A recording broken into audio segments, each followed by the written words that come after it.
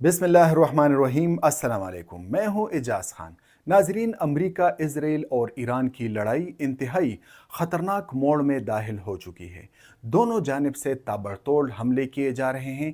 Israel ने आज भी ईरान के खिलाफ हमले जारी रखे।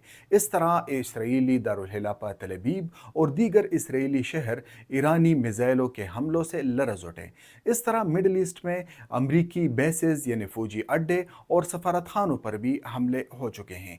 इसके अलावा इसराइली हमलों में यानी अभी तक रेड क्रिसेंट के रिपोर्ट के मुताबिक इसराइली हमलों में तकरीबन 787 ईरानी जाँ बहक हो चुके हैं। यानी पहले रोज़ से लेकर अब तक के हमलों में 787 ईरानियन जाँ बहक हो चुके हैं।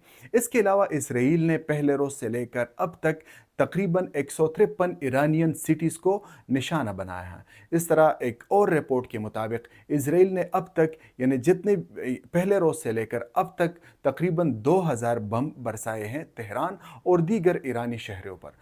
तकरीबन 153 शहरों पर इसराइली हमले हो चुके हैं। दूसरी जानिब ईरान की जानिब से भी मिसाइल हमले जारी हैं।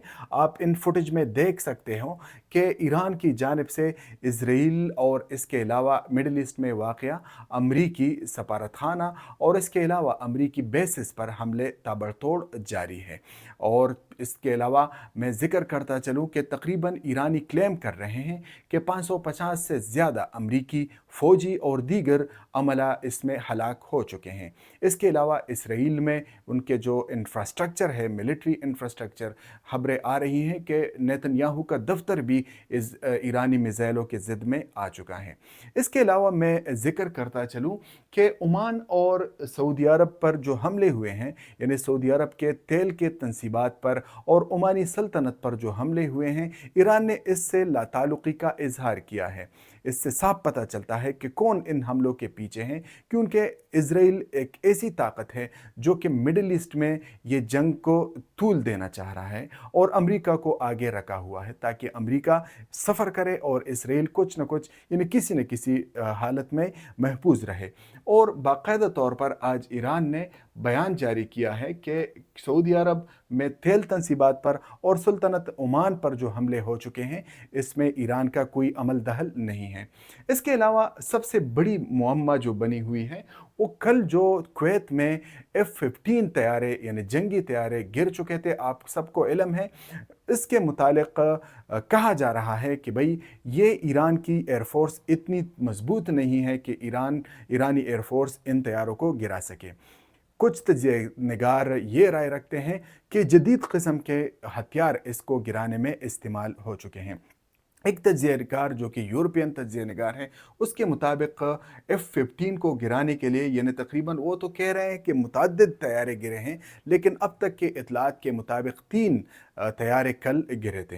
ये उनका ख्याल है जो कि तज्ज़िया निगार हैं। इन तैयारों को गिराने में HQ-9 सीरीज़ यानी चाइनीज़ मिसाइल जो हैं, जो कि जंगी तैयारों को गिराने के लिए इस्तेमाल किए जाते हैं, HQ-9 सीरीज़ ये ज़ेर इस्तेमाल शायद ये ज़ेर इस्तेमाल लाए जा चुके हों।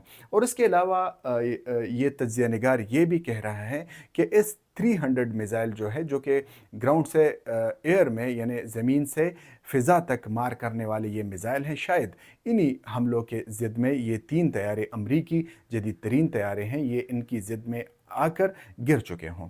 मतलब इससे साफ ज़ाहिर पता चल रहा है कि कोई न कोई ईरान की मदद भी कर रहा है। एक तज्ज़िया निगार के मुताबिक गुज़िश्ता 7 माह से ईरान इस कोशिश में लगा था कि उनकी मिसाइल कैपेबिलिटी मज़ीद बढ़ जाए और उन्होंने ये मिसाइल वग़ैरह रशिया या चाइना से परचेज़ किए हुए हों, इस तरह गालिब गुमान किया जाता है।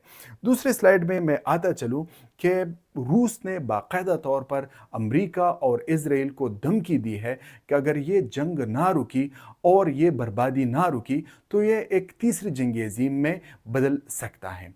दिमित्री मेदवेदेव इस पिक्चर में आप देख सकते हो, ये साबिक रूसी सदर है और आजकल नायब सदर के फ़राइज़ सरअंजाम दे रहे हैं। इसने एक बयान दिया है कि एक स्मॉल इवेंट यानी एक मामूली सा वाक़या तीसरी जंग अजीम में बदल सकती है। लिहाजा ये मैडनेस, ये जंगी जुनून ख़त्म किया जाए। इसके अलावा रूसी वज़ीर ख़ारजा सरगई लारोव, ये तस्वीर सरगई लारोव का है, ये फरमा रहे हैं कि अगर जंग ना रुकी, यानी इसराइल और अमरीकी हमले ईरान पर ना रुके, तो ईरान भी न्यूक्लियर ताकत बन सकता है और इस तरह अरब ममालिक में कुछ रियासतें हैं जिस तरह सऊदी अरब और दीगर अरब ममालिक भी न्यूक्लियर यानी एटमी हथियार हासिल कर सकते हैं। लिहाजा इस मामले को जल्द अज जल्द निपटाया जाए।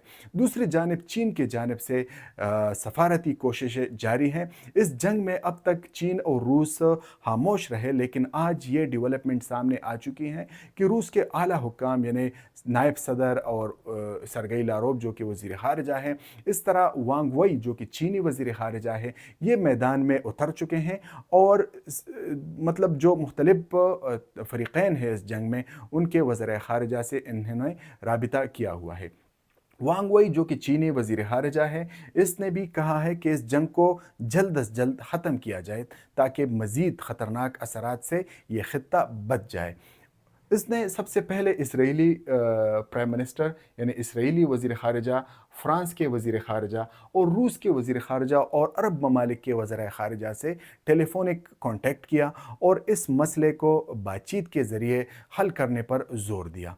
मतलब चीन और रूस बाकायदा तौर पर इस झगड़े में बाकायदा तौर पर अब ये इन हो चुके हैं किसी न किसी शक्ल में। जिस तरह दिमित्री मेदवेदेव ने कहा है कि अगर ये जंग जारी रही तो ये तीसरी जंग अजीम में बदल सकती है। इसका आसान अल्फाज में मतलब ये है कि चीन और रूस भी इस जंग में कूद सकते हैं। अब तक की ये सबसे बड़ी धमकी दी है रूस और चीन ने। नाज़रीन, दूसरी जानिब ईरान, इसराइल और अमेरिका की लड़ाई की वजह से दुनिया में तेल और गैस की कीमतें बुलंद हो रही हैं। यूरोप में तकरीबन 40 से लेकर 50% तक तेल की कीमतें ज़्यादा हो चुकी हैं, उसमें इजाफा हो चुका है। दूसरी जानिब अपने हुर्मुज़ की बंदिश की वजह से अरब ममालिक ने तेल की प्रोडक्शन में भी कमी कर दी है, जिसकी वजह से दुनिया में एक ख़तरनाक किस्म का बहरान जन्म ले सकता है। नाज़रीन, ये था आज का अहम तरीन व्लॉग। आने वाले व्लॉग तक एजाज़ यूसुफज़ई को इजाज़त दीजिए। खुदा हाफिज़।